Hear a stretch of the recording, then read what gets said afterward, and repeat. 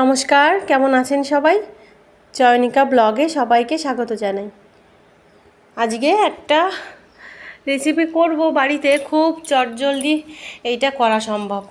ফ্রিজে একটুখানি যদি চিকেন থাকে তো এইটা নিয়ে যদি কোনো আত্মীয় স্বজন হঠাৎ করে হয়তো চলে এলো বা কোনো বন্ধু বান্ধব, আপনি কিন্তু অল্প সময়ের মধ্যে এইটা বসিয়ে দিয়ে গল্পও করতে পারবেন, এদিকে রান্নাও হয়ে যাবে, ওদিকে খাওয়াও হয়ে যাবে।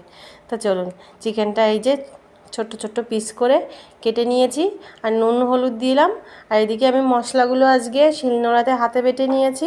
শুকনো লঙ্কা বাটা, আদা বাটা, জিরে ধনে একসঙ্গে বাটা আর রসুন বাটা, সব কিছু একসঙ্গে দিয়ে এবার ভালো করে মেখে নেব।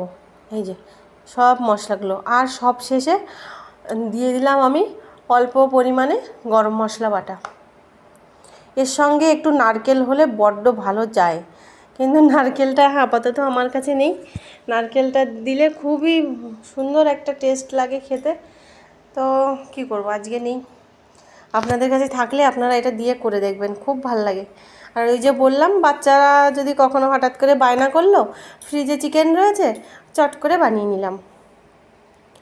আবার যদি কোনো বন্ধুবান্ধব আত্মীয় স্বজন চলে এলো, এরকম ভালো করে মেখে বসিয়ে দেবো, ব্যাস হয়ে যাবে। আমি একটু জল আজকে এতে দেবো, জলটা দেবো। আর জলটা না দিলেও চলে, এটা মশলা ধোয়া জল, অনেকটা নয়, অল্প একটু জল দিলাম।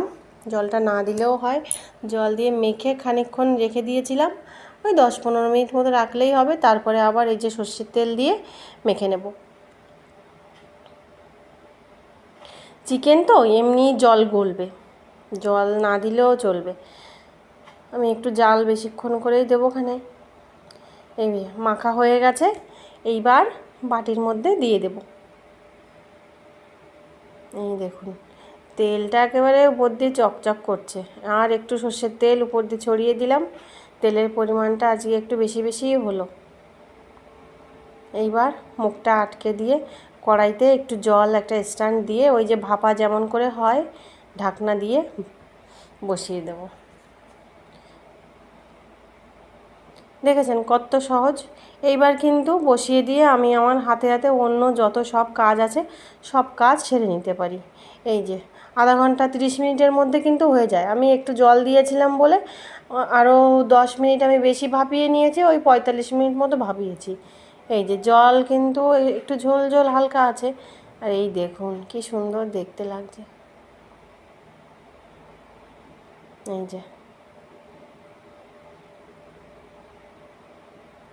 ভাপা মাংসটা একবার দেখুন কেমন সুন্দর দেখতে লাগছে। বাচ্চারাও কিন্তু এই আইটেমটা খেতে খুবই ভালোবাসবে। প্রচণ্ড গরম ছিল, এখন একটু ঠান্ডা হয়েছে, ভাতে বেড়ে নেব।